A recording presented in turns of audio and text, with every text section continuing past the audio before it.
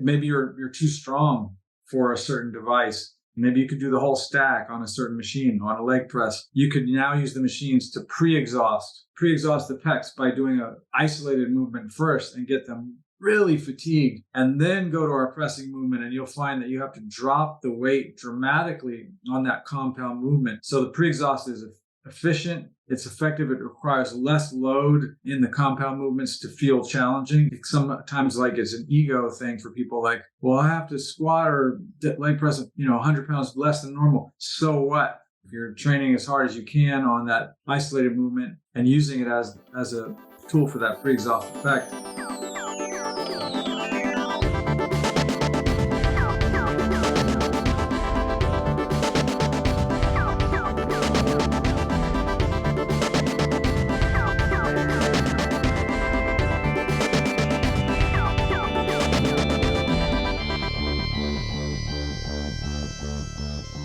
We are about to launch Solo round. Truth Not Trends. We're back. Wilbur. In the house. That was an old one. We'll see if anybody knows what that was about. What's going on, everybody? Truth Not Trends. Changing the world one set at a time. Train outside the box. Yes, we do it all. That's right. This is the podcast where we help you maximize your strength as safely and efficiently as possible. My name is Jesse Schmidt, and I've been a strength coach for 2,285 days. My name is Liam Bauer, and I've been a strength coach for 35 years. And counting. When's your anniversary? When does it roll over to 36 years? That's a good question. Pretty soon. Yeah, it's got to be. I mean, I think I get a little ahead sometimes because, I'm already telling everybody I'm 61, but my birthday's actually August, at the end of August. But you're actually 75. Yeah, I'm 78. As we learned from the last podcast. But but don't tell anyone. And then as far as so that would make my career would be much longer then, or not as long as it sounds, I guess, based on whatever. 35 years out of my 78 years is not as impressive as 35 years out of my 60 years. That's true. Yeah. Well, people, thanks for joining us again here for the TNT Strength Truth Not Trends podcast. If this is your first time listening, we hope you enjoy it. And we hope you go back and listen to some of our first episodes out there where we talk about all the fundamentals of strength training. And if you're returning, then welcome back. Love to have you. Today, we're going to talk about the advantages and disadvantages of compound versus isolated exercises. This is one of the age-old debates. What's better, compound versus isolated exercises? And we're going to get into the nitty-gritty a little bit here. That's right. No spoilers. And before we get to the episode, though, we got to remind you to check out tntstrength.com. And that's where you can check out the TNT Strength store, where we are direct selling you our delicious, nutritional supplements. That's right. What do we have, Taku? We got all kinds of good stuff, but really we got the most important stuff. We got a good quality whey protein. We have some fish oil. Boom. We have some probiotics Boom. for that gut health. We have some K2D3 Boom. for bone health. And of course, we have creatine monohydrate. Boom, baby. All those incredible benefits of strength, cognitive benefits, all kinds of good stuff. Yeah, you need all that. There's only one place you need to go. At TNT Strength, we recommend you meet your nutritional needs with a high protein, whole food diet. But if you know you've got some gaps, definitely check out the store at tntstrength.com. And we now offer free shipping anywhere in the continental United States.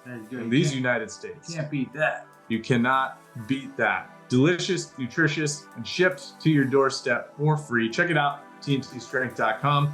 And find out whether it makes sense to do isolated or compound movements right now. Yes.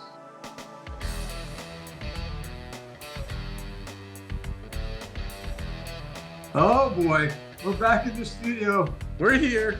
What's up, everyone? TNT Strength. Anybody out there? Ooh. Nobody knows what we're talking about. We rarely know what we're talking about. What are we talking about? Today we are talking about compound movements versus isolation movements in the context of strength training, of course. What does that even mean? What does it mean? Compound, isolated. Is there actually such a thing as either of those things? Who can say? What is this existence? I guess the textbook common idea would be that compound means it's moving more than one joint at a time.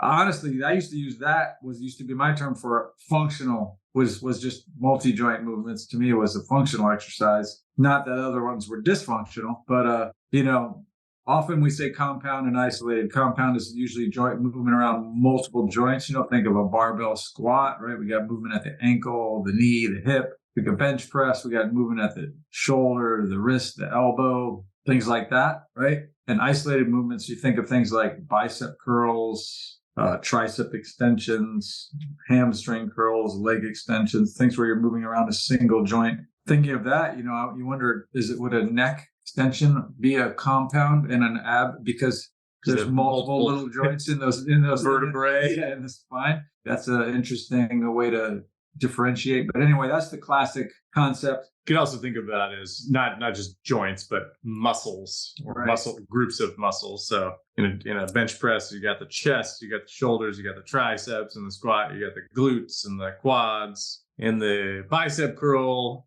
that's a funny thing too, not to get into semantics, but right, even in a bicep curl, you're not just working the biceps. You're working the biceps and the forearms and the grip. Yeah, and then as I'm sure we can get deeper into it. I mean, anyone who knows, if you've ever tried to do even a set of tricep press downs, let's say like a classic cable tricep push down, but your abs are super fatigued, all of a sudden, everything's like shaking, or just pre-fatigue your abs before any kind of movement and see what happens. And suddenly you'll realize that they're involved in almost everything. So many things that'll show up, and that's kind of the reason why we often save them for last, right? It's because they are involved in stabilizing. I did that the other day with one of our clients. She always wants to do a lot of ab exercises, so I had her alternate. She would do a push and then an ab exercise, and then a pull and an ab exercise, and then a squat and then an ab exercise. So she ended up doing like 5 or 6 ab exercises, and she definitely got the message that it's very hard to stabilize when your abs are very fatigued. Yeah. But let's just keep it simple. So for our purposes here today, we'll just say a compound exercise is a group of muscles working together, and an isolated exercise is one muscle working together. Yeah, one being targeted, I guess, more specifically. There right? you go. So yeah, and then what's the question? Is one better than the other? Yeah. People, because people always, that sort of ties into the machines versus free weights, right? Argument, because people think, oh yeah, well, when I do a squat, I'm working all this stuff, but when I do a leg press, I'm not working as much, or when I do a leg extension, I'm not working as much. Right. Which is true. Yeah, for a leg extension. Yeah, I mean, I guess it's not working as much of the muscles as a whole. I guess you're breaking it into chunks. Honestly, I feel like they all have their place, right? Just like the tools, we get into this all the time. We talk about we're tool agnostic and we don't really care what the tools are. And for me, the argument is almost so ridiculous, because there's almost no strength athlete out there that doesn't do a combination of tools and or movements, right? Whatever their focus may be, whether they're some sort of sport guy, like I'm a basketball player, a football player, or even if they're power lifters, Olympic weightlifters, very few of them only do the things that they do in their sport. Like, they're doing assistance movements, they might call them, right? Or whatever. And they often use machines, right? The whole debate is ridiculous.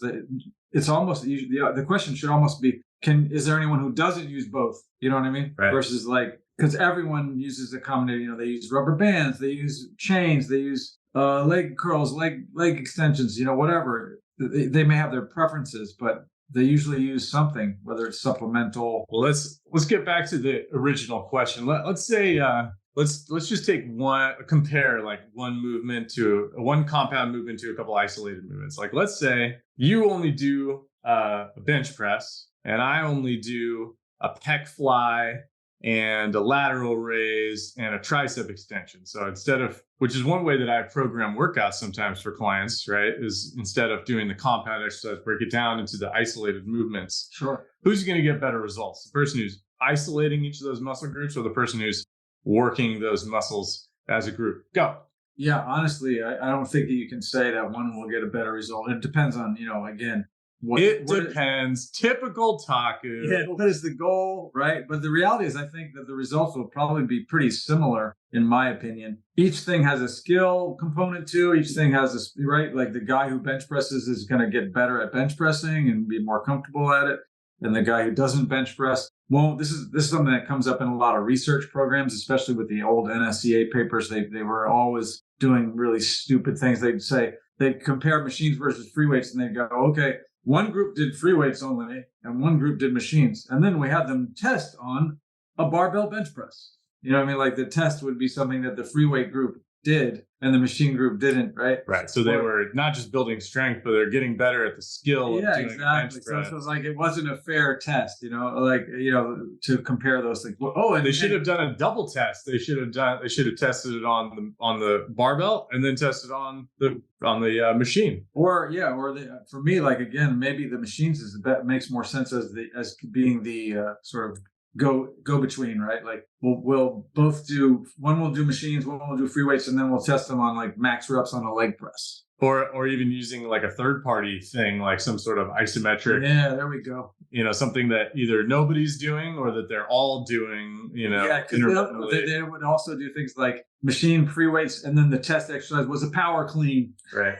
It's like, like that doesn't really make any sense. So what Liam's alluding to is there's something called the principle of specificity, which states basically that we get better at things that we practice very specifically, like exactly. So let's say we are taking this question into account, what's better, doing a pec fly, a tricep extension, and a lateral raise compared to just a bench press. The person who's doing the bench press, if that's how we're measuring who's getting stronger, the person at the bench press has been practicing the specific skill of bench pressing. And so they're probably going to do better unless their training has been absolutely horrible. That's what would be the funny thing, is if they didn't perform as well as the isolation group. The other thing, though, to me, in that comparing those two, right, ultimately, I would imagine actually that the isolated person would get better results, right? Because they're putting direct resistance against the function of the muscle that they're targeting. So now they're going to get really good direct deltoid work with lateral raise. They're going to get really good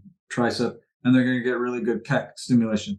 And all those muscles are going to respond. And again, like you said, if they're doing effectively with progression and good technique and all that, honestly, I think probably the isolated guy would be better off. And, if it's, the other thing that always comes back is like, you do those isolated movements are like only for aesthetics, right? Only for the bodybuilding guys versus the athletes. They want the big compound movements. That's what it's all about.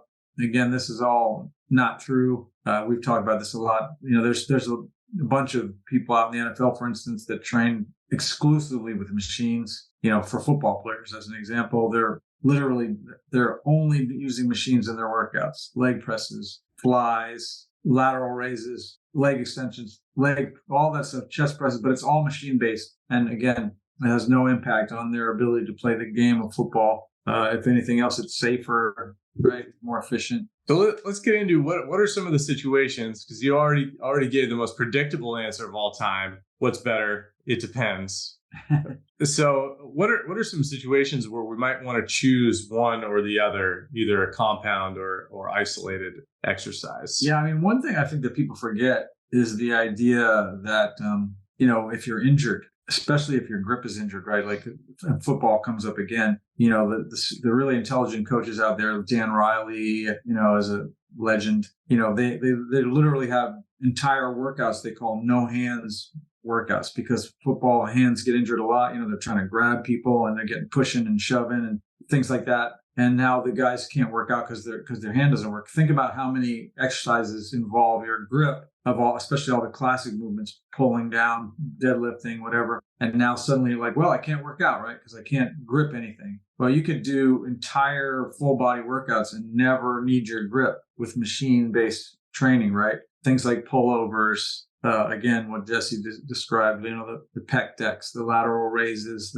you could literally create movements like that for everything and never have to get your hands involved. So that's a great example of a chance or a time where we wouldn't use injuries as an excuse, or we could work around them or through them. Doesn't have to be a machine either. I mean, we had a client we were training who had cerebral palsy, and he couldn't kind of supinate his wrist correctly to get it in a good position to lift a barbell. So we attached a strap around his wrist with a resistance band, and he was able to do a great bicep curl with that. You can bypass that way using a cuff moving on away from the grip. We do the hooks, right? Lifting hooks. I've had guys who had no grip, or they had no fingers even on their hand, but they still had something where the wrist would hold the strap. So we could put a hook on there, and now they can engage with things. But yeah, not having to use your hand at all there's times where that can be beneficial. Again, machines make it easier a lot of times to work one side at a time. Let's say you have an injury, you don't need to stop training. We know that there's a crossover benefit. So let's say I've hurt something on my left side, I can still work the muscles on my right side. It's often easier to do that with machines, again, than free weights, although you could do a one-arm shoulder press or a one-arm bench, dumbbell bench press or whatever. Just the machines often make things more user-friendly for that. Yeah. But so now this is machines again, that we're not talking about isolation, which is the real question for today. So, I mean, the answer it boils down to injuries. That's one reason you might choose, an isolated exercise. Like let's say you had a knee injury, your right knee is hurt, you can't squat on it, but you could work your left quadricep on a leg extension. You could do a hip abduction with one butt cheek. You could do a single leg calf raise, right? You can work the whole other leg, and we know from strength training research that there's a carryover. It's called the indirect effect. So if you're just working one side of your body, that will actually make the other side stronger, oddly enough. Yeah. I think El Darden did a bunch of work with that back in the day. He used to call it contralateral. He did all kinds of kooky things like training the right half of the upper body and the left half of the lower body on one day, and then reverse it on another day. He's done all kinds of funny experiments over the years just to see what things would happen. We feel, again, we want to put resistance against the function of the muscle, and isolated movements do that the most effective. Nautilus was one of the first companies to actually do any of that stuff. I mean, that was the whole point of Nautilus in the beginning, was with the pullover, the development of the pullover, how to put resistance against the function of the lats without the grip being involved. And then they carried that concept over to all these other things. Nautilus, as far as I know, was the first company to make any sort of adduction machine. They were the first company to really make a really well-designed low back machine. They were making interesting, abdominal machines, all kinds of stuff. Again, the arm cross, as they call it, pec deck, whatever you want to call it, fly machine, lateral raises. They made an entire line of equipment for every muscle group, lats, shoulders, pecs, all where there was no grip involved, with direct pads that you could contract against in the directions of the function of the movement. There was an entire line. They had a 70-degree chest, a 10-degree chest, a 30-degree chest. You could change the angles. They had rear delt stuff, mid delt. They had a latissimus one even that had rollers right behind your elbow where you're vertically pulling your elbows down. Incredible. And you don't see that from any other companies before or since. Yeah, it's pretty incredible. I haven't even thought about it in that sense before. They were just sort of prolific in their understanding of biomechanics, or Arthur Jones was, at least. Hey, what are those guys doing here? Whenever I feel like I'm stalling out on my bench press, I know I need a new strength curve. Whether you're stalling out on the road or stalling out in the gym, you need something with great engineering. That's right. And So look for the pendulum. Pendulum. Not just your average strength machines. No, they have smooth strength curves. Amazing rigidity. And did we mention the engineering's fantastic? That's right. Not to mention, they come in cool colors. Like red. And silver. Well, that was kind of weird. What was that all about? Back to the interview. So, if you have a current injury, that's one reason that you might choose an isolated movement over a compound. Another reason you might want to consider, mixing compound and isolated exercises is sneaky limiting factors. Like, for example, if you're used to squatting, you might not realize it, but this weakest muscle, the muscle that reaches fatigue first in a squat, is your lower back. It's not your legs or your glutes. It's your lower back. And so if squatting is the only exercise you're doing for your lower body, really it's a primarily a lower back exercise. And if you were to mix in, and this isn't even an isolated exercise, but if you were to mix in a leg press that doesn't have any of that top loading happening, that spine loading, axial loading, then you could potentially get even more production out of your legs. And if you do want to break that down into some different movements, you could do a leg extension. That's an isolated movement, or a hip thrust, which would be an isolated movement for the glutes. And then you have all the other little movements, the adduction and abduction that Liam was just talking about. There are ways to do those without machines, but typically they're done on machines. Bottom line is, if you want to make sure that you're maximizing the strength and growth of each of these muscles, I think we would both recommend that you do the squat, and then on a different day, you rest a couple of days. On a different day, do the isolated movements. Yeah, it's funny too. Like with the advent, in the last few years of the glute stuff becoming so popular, the adduction machine, which had been relegated as junk machines for years, have suddenly blown up in popularity. Right? Like every gym is showing, like, look at all these amazing adduction machines we have. The hip thrust and the gluteator, and your adduction, right? Now they've become super cool again because people realize that, especially the abduction, right? Because people are so into the glutes and hips training stuff, it's become really cool and hip and popular. So suddenly that machine is like gained value. So like many things, the pendulum swings back and forth through popularity. And, we're not here to debate whether you should or shouldn't use them. There's no reason, like, that question always comes up in strength training, like forums and stuff. People like, if you could only pick one exercise, if you only had one exercise, blah, blah, blah. Number one, why? There's no reason why you would only pick one exercise. But the reality is most people use a combination, and probably a combination is best. Another good thing where it can come in handy is depending on the tools you have available. Maybe you're training at home, or you're at a gym that has limited stuff available. Maybe you're too strong for a certain device, like the chest press machine. Maybe you could do the whole stack on a certain machine, on a leg press. You could now use the machines to pre-exhaust, right?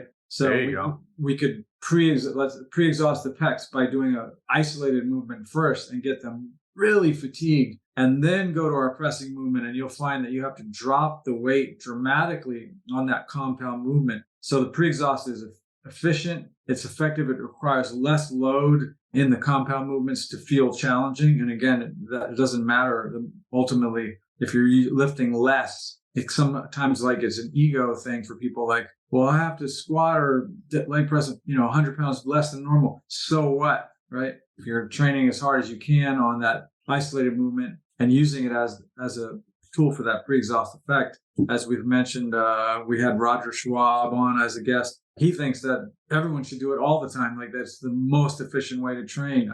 Mike Menser was a huge fan of pre-exhaust as well. Arthur Jones was so much of a fan that he built machines dedicated to it. What was the famous Casey Viator? He did like a crazy leg press and leg extension, and then a squat. Yeah. He did when he was getting ready for the Miss America, I think he was 19. That workout is legend. But I think he did 750 pounds in the leg press for more than 20 reps, and then he did like a leg extension, 250 pounds, multiple reps. And then he did a 500-pound squat for like 12 or 13 reps. And it was a giant set. There was no rest between those sets. And to my knowledge, nobody has ever been able to follow that workout. Like, nobody's been able to repeat it. Right. And I remember Roger Schwab. I got to sit at his little round table thing at the Resistance Exercise Conference last year, and he said that Casey Viator is the strongest person he's ever trained. And so, I mean, if he obviously was mixing machines and free weights, he was mixing compound and isolated. So if it works for the strongest person, that Roger Schwab, who's been training Olympians, bodybuilders, professional athletes for over 50 years, then probably can work for the rest of us. Roger Schwab, no slouch himself in the strength department. You see pictures of that guy when he was younger, man. He was jacked. But yeah, I mean, imagine back in the old days when the Nautilus, the legendary workouts in the Quonset hut down there in Florida. The reality is Nautilus was brand new. There was only a couple of Nautilus machines in existence, and a lot of them were theoretical. And so everything was a combination of what existed. They had the leg press was probably it wasn't a Nautilus leg press. It was a old universal leg press. I think the squat was just a barbell squat, right? They just had the tools they had and they linked them together in these workouts that were brutal and brief and intense and efficient. Over the years, they recognized that, putting resistance directly against the function of the muscle made sense. And that was sort of the cornerstone of the brand. But again, to get the most success, I think it makes sense to look at what you have available and try to do a combination of both. And remember, you can do isolated movements with many tools. You can use resistance bands. You can use whatever tool you have available. Obviously, the classics like free weights, flies, and lateral raises, cable machines, whatever tools, and you can start to use it. When you learn the function of the muscle and, you let your imagination run, then you can come up with all kinds of applications that are effective. Bam. Boom, bam, bing, bang. What I can't even remember what we're really talking about. Was there an argument like which is better, or are we just which is better, compound versus isolation? Basically, yeah. And so, what do you guys think out there? Which one's better? I think it doesn't. I think they're both have value. That's what I say. And that's all that matters. What I have to say. Another thing to take into consideration is just the overall energy required to perform each of these exercises. So let's say I want to do a workout with 10 exercises, right? And let's say I do all compound exercises, right? So I just go bench press, squat, leg press, row, chin up, push up. Every exercise I do of those 10 is a compound exercise. Versus a workout where I do 10 exercises, but each of those exercises is an isolated exercise. So leg extension, leg curl, pec fly, lateral raise, tricep extension, bicep curl, calf raise. So when I work a group of muscles, this is how I explain it simply to clients, is when you walk into the gym, you have a full battery, and each exercise you perform drains that battery a little bit. Now, if you're working a group of muscles, let's say 3 different muscles versus 1 muscle in an isolated movement, that compound 3 muscle group is going to drain your battery a little bit more. So a workout that's completely filled with compound exercises is going to be much more taxing to your overall energy than a group of isolated movements. And we at TNT, we have both. We have both programs that we have clients go through. Most of our programs are a mix of compound and isolated movements, which is why, no surprise, we recommend that for our fantastic listeners here. But we do have workouts that are all isolation, and we have workouts that are all compound exercises. If you're going to do workouts that are all compound exercises, you probably need to do fewer exercises, because if you're really working hard, you're going to notice you get tired faster doing all compounds. Yeah, absolutely. And we actually, one of our favorite, ways to do it is, because we recommend 2 30-minute workouts a week. One of our favorite ways to do it is to alternate those 2 forms of training. So one workout would be compound centric and one would be isolated centric. And we literally have 2 workouts on our menu, which is quite large. One we call the Big 8, which is mostly compound, right? Just pushes, pulls, vertical, horizontal. And then we have another one literally called all isolation, right? And that's where we're doing like the pec decks, the lateral raises, the abduction, the adduction, leg curls, biceps, triceps, right? All the little movements and so the complement of those 2 workouts makes sure that literally nothing gets left out. And it also gives a little balance versus how much fatigue you experience during the training, as Jesse was just describing. Those big bang, multiple muscle group movements are going to take a lot out of you. And then remember, we have to look at overall recovery too on a weekly basis to allow for that growth and continued success. So it's a great balance to have the isolated dominant workout versus the compound dominant workout. But you can spin out endless varieties of both. People have success with both also, doing all compound or all isolation. I agree with Jesse that probably if you're choosing to do mostly compound, you probably only need like 6 or 8 exercises in that workout, versus where you're doing mostly isolation, you could get more up to like even 12 or 14 exercises, right? When you're doing less of the big stuff. Boom, baby. Oh, baby. Thank you for listening to this episode of the Truth Not Trends TNT Strength Podcast.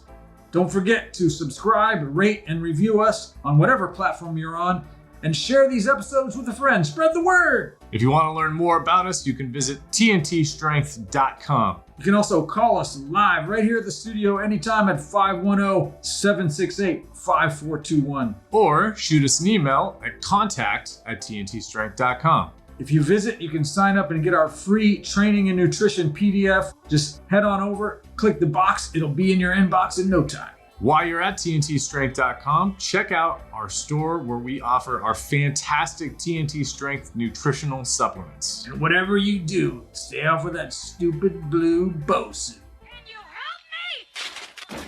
My doctor said I have to take a laxative! Not in my store, you don't. Mixed and edited by Desmond McNeese for We Mixed It, LLC. Go to whatsoundsawesome.com.